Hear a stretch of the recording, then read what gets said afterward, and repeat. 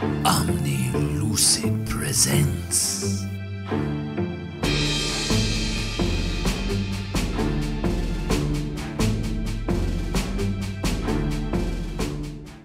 Hey everyone, welcome to Omni Lucid Presents. Today I'm doing an unboxing of Unsettled. So this showed up earlier in the week. I did, in my excitement, already pull it out of the box and open it up, but then I stopped and I was like, you know what, let me save this for when I can actually do a recording and show everybody that likes watching unboxing videos. So I did take the plastic off of everything. I started to open up the main box, and that's when I decided, stop, I'll wait, and I'll do it on here for everyone else. So I'm going to try and make this a little bit quicker one, and we'll get right into it. So as you can see here, I got the 4 planet boxes on top of here. Those are 3 through 6. 1 and 2 are in the base framework here. So I'll set those aside right now. And then on top of that, we also got a pretty thick packet of all the different artwork that was unlocked as far as stretch goals and that. So I'm not sure what I'm going to do with these yet. They're cool. I remember kind of what they look like. Let me just open this real quick so it's not crinkling the whole time.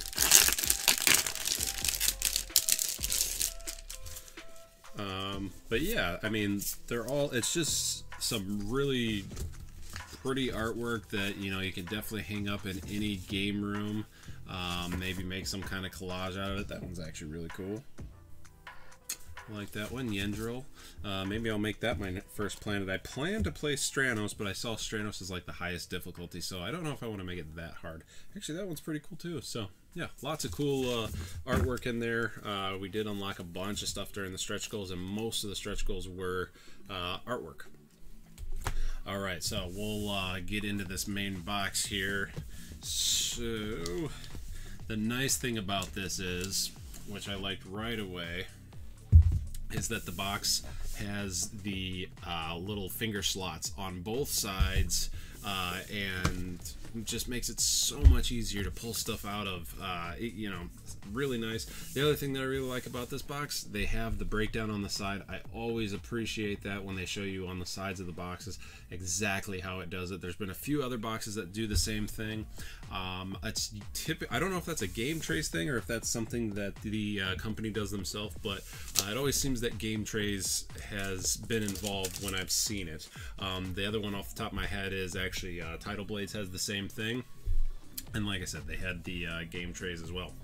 So off the top, I'm not sure if the front or the top view is going to be best here, so we'll go to this one just to see.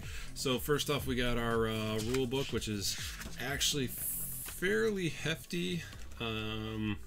We'll see what's it looks like there's a lot of index stuff, appendix stuff, so we'll see what's all in there. It's actually a lot more than I thought. These are, looks like just the player quick reference cards. So you got 4 of those. This is a 2 to 4 player game. Now this is something else that I was pretty excited about. So they give you these trays, and they do have the cardboard and the artwork already in it, but that's basically so that you can just start setting stuff in them as you play. And then you just, every time, it's just made for a quick setup. So these get set off either to the side or in front of you, kind of however you're playing. If I remember right from the playthrough videos, they have you set them off to the side, but this one's a little more descriptive because as you're laying in like your powers and your materials and stuff, they're all going to fit into each little section there, and they all have their own little places. Kind of the same thing here. As you play different planets, different things are going to happen. You got Luna's little area there, which I think she gets different player powers or different abilities per planet, or maybe per play. Again, I haven't read through the rules to remember all this. I'm doing most of this off of memory from the stretch goals. And again, the little slots here, that there's little like moments or things that you can pick up, that those all slide in there. So again, I just really like that these are all basically all ready to go. You just set them up, and then as you lay out the planet, you put the different things for each planet into its own spaces. So there are our planet boxes. Like I said, the 1 and 2 are already in there. Now these are the easiest. The first planet, Winora, is a level 1. Gracchus is a level 2. However, I know Tom over at Orange Nebula said that he's kind of sick of seeing everybody only playing with Nora, so that's why I'm going to hop right into one of the other ones. That may be my downfall, but that's okay. The whole game is about dying in space and, you know, trying to survive, but we're probably going to die. We'll see. Next up, we got some player boards. 1, 2, 3, 4. So 4 player boards, plus these are all just tokens that need to be punched out. And that's all stuff that, another one that I know from reading all the comments where they say don't sort everything at first, just start playing. But again, the nice thing about like these player boards, they are double thick or double layered, I believe is what they're called, so that as you're placing things, they all sit into the slots and just make everything easier. Again, it's another thing that I always appreciate, the double layered boards in other games where the dice or the cubes and the markers, whatever it may be, that it all just slots into the space and it holds nice and easy for you. All right, and then our last one here, I don't know if this one actually, okay, yeah, it does pull out. Although it does make my box a little flimsy there. There's probably a joke in that somewhere. This has got everything else, so we got our player pieces, which these look pretty cool. These are a lot bigger than I thought they'd be. Now there's the orange, which everyone has already nicknamed the Cheeto, which let me switch over here, got my stuff all in my way. So there is the orange, or the Cheeto Explorer.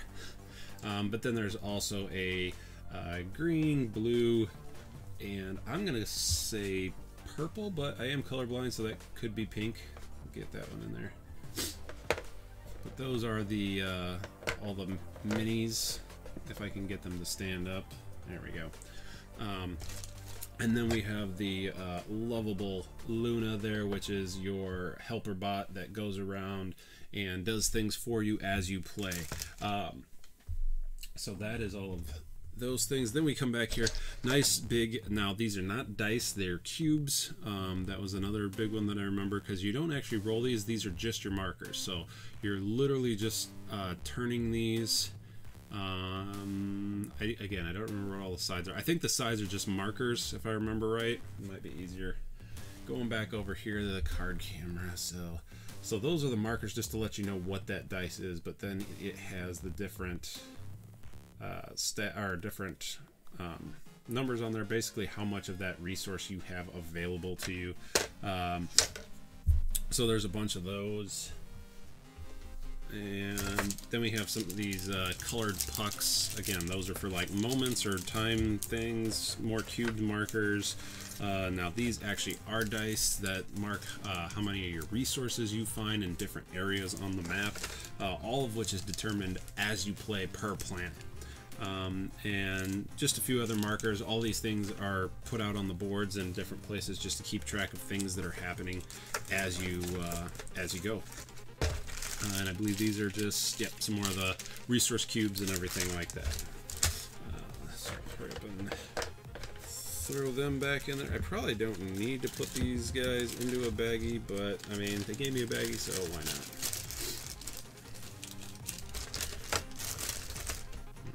Alright, Luna, put you back away. So that is the main core planet box. Like I said, there's all this punch board stuff. Your ship, they do have different faces that you just slot into. You can kind of see that up here into this character sheet. So if you want to pick out your face there, so you have your own kind of little avatar. If I remember right, they don't really do much other than just kind of add a little bit of flair that, hey, that's what I look like.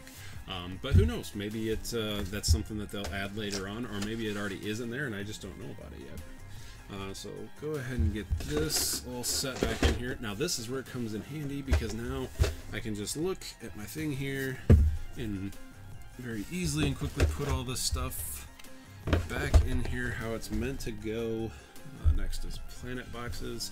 I'm going to put Nora and Gracchus away just because I've got plenty of boxes. I'll only go through a couple of them. It looks like this, and this, that. I think I did that right. I'm kind of looking at it quickly so I can speed through this. This isn't a super long unboxing. Oh, and that didn't fit quite as well as it did the last time, so I might have got those a little off. Either way, there we go. There is the base framework box. Now, move over here. I'm going to just do, I'm going to do Yendril and Stranos. So I'm just going to open 2 of the boxes here. So these are the planet boxes. One of the cool things that I believe Tom, or maybe Mark, one of the people over at Orange Nebula said, is to think of this almost as a game console, where your base framework, this is your system. This is what makes the game work and all that. You obviously need this to play. However, the boxes, these are your different cartridges. So these are your different levels, your different games, if you will, that you slot into the framework, and that's how you play. So let's see, we'll open Yendril first, because this one is only a level 3 difficulty, where Stranos is a level 5. So again, same thing. Let's see, does that have... Okay, so these don't have on the side exactly how everything goes in there, but it's a lot smaller, so probably not nearly as bad.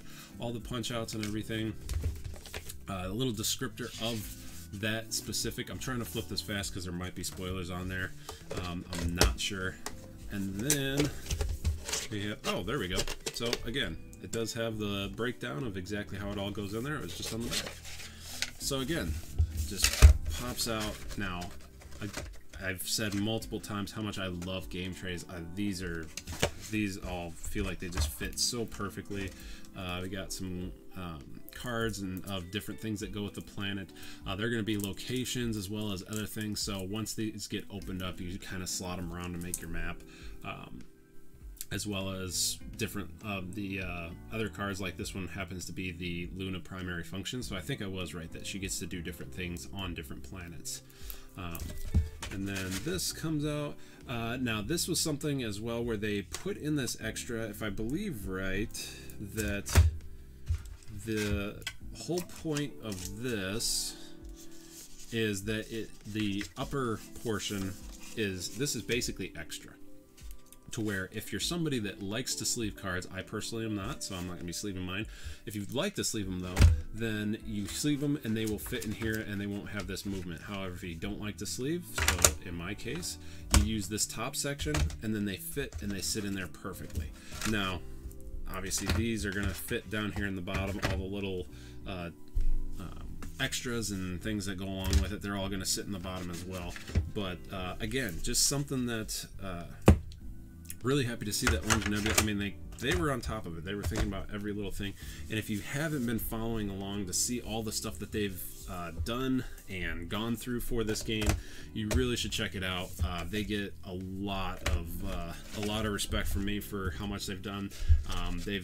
Just what I've seen them go through for this game has put them into one of my top publishers, just to see how much they actually went through in order to still get this game out to everyone.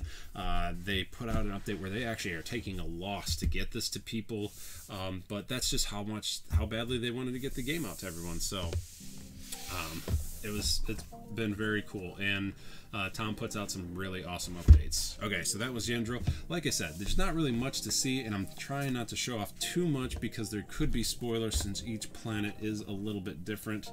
I think this is one of those where it ended up with 2 when it was only supposed to have 1. I know a couple of them there was a production error where there were extra cards. I'll have to go back into the updates and look to see. Now, okay, so kind of the same thing.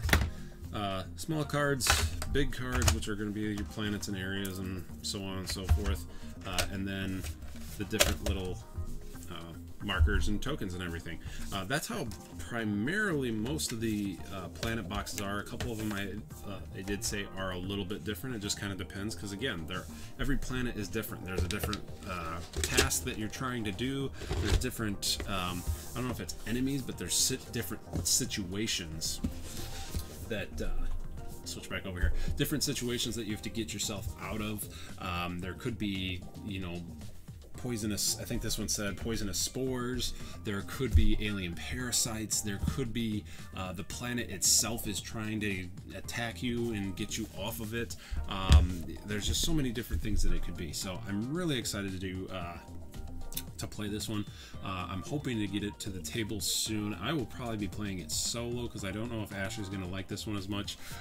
But I will say this is the first game that me and Brian both actually kickstarted. Normally, if one of us says we're going to do it, the other, we just kind of say, okay, you get that, I'll get the other one, and so on and so forth. But this was one that we both really liked, and we both were just kind of like, nope, you know, you can have it, I'm gonna have it too, but I want this in my collection. And I'm really happy I did, just by looking at it again. The box and everything is awesome. I'm really I think everything came out really well done, and everything they went through for it, like I said. So that has been the unboxing of Unsettled. If you have any comments or questions, feel free to you know, put them in the comments. I'll see if I can answer them. I am going to get a playthrough video up of this as soon as I can get it to the table. I just need to find a moment to read the rules and get it set up and actually play. But I'll be bringing those things to you soon. And then once I play, and hopefully play a couple times, then I'll also do the review. But until next time, everyone, have a good one.